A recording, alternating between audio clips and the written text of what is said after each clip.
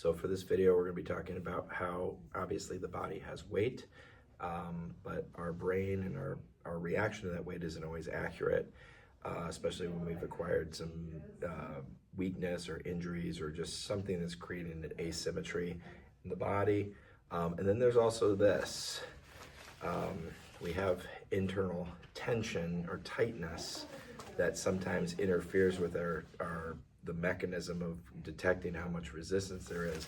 So our brain or body, if you think about it, is maybe better at determining the weight that it's dealing with versus the tightness or resistance there from internal factors. So that's where you want to be kind of thinking about if you were picking up, say at the grocery store, like a watermelon, if it's something that you've done in the past and you're somewhat comfortable with, without thinking about it, when you go to pick up that watermelon, you're automatically going to adjust your body in such a way that you're more prepared to lift that much weight because you have an idea, not just about how much that particular watermelon weighs, but how much that watermelon might weigh as far as like what is the maximum amount that might weigh. So you're prepared to lift up to that certain amount. Now, if you were to gauge that as, for some reason, if your brain was thinking that weight was going to be something more comparable to, say, an apple, that isn't going to happen, right? You're going to lift the watermelon, but like how you lift an apple is just, just with your arm. But if you go to lift something heavy like a watermelon, you're probably going to get down, get your body lower. Think of like a power lifter. When they squat down to lift a sizable amount of weight, they're going to get their body down underneath it so they can lift up like that. And the same thing for like a shovel. You get your body over the shovel so you can sink it down into the ground. You're not going to do it like this because that just doesn't work very well. So we don't normally have to think about those things. But if you're not getting the right cue or the right information, or you're just missing the fact that there is a tightness there that adds to that resistance. So if I lift this 2-pound weight, I can say, okay, that's about, that's somewhere in the wheelhouse of what I might have thought it was going to be, okay? And if I lift this band, we'll say this is like your muscles, they have weight too, okay? Which are probably, relatively more than this, because muscles are, like a lot of the body, largely water weight. But they have this kind of like set weight, like physically.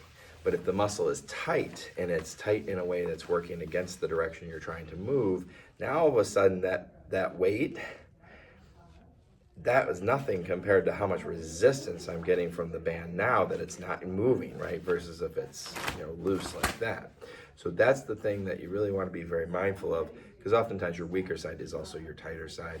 And that makes it even harder. So if your brain's thinking apples to apples, it might actually be more like apples to watermelons, and your brain just isn't making the proper adjustments. So with that mindset, you can also think, okay, if that's a watermelon, I need to make that adjustment in my head. I need to recalculate that and say, okay, it's this much oomph, much effort I need to produce to lift the watermelon. And my brain, my body know how to lift a watermelon, but it needs to know it's lifting a watermelon, not an apple, okay?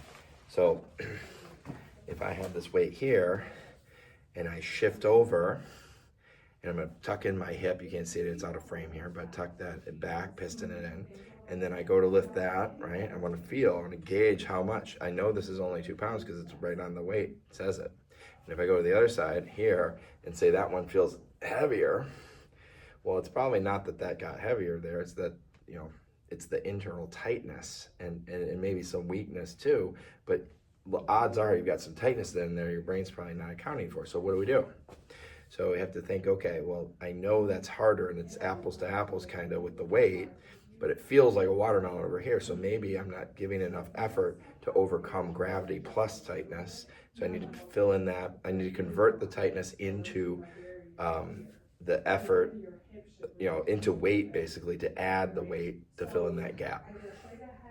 So like in golf, there's a handicap going down, this is going up to create a level playing field, basically, right?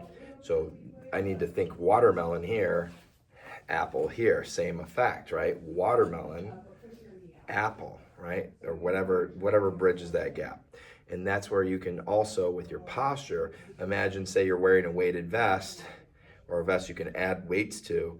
What do you need to add? Maybe you need to add some to both sides, but it's probably not going to be even, especially if you're watching this video. So maybe you need to add like 2 pounds to this side, 10 pounds to this side, or something like that.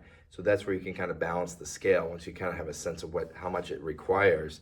And then just try to imagine you're sitting for a prolonged period of time, like maybe as part of your work or just in general, or standing or whatever. Try to remind yourself or visualize that you have that extra weight on you, or whatever visualization works to remind you of you have to put extra effort just to hold yourself up, and that should be helpful.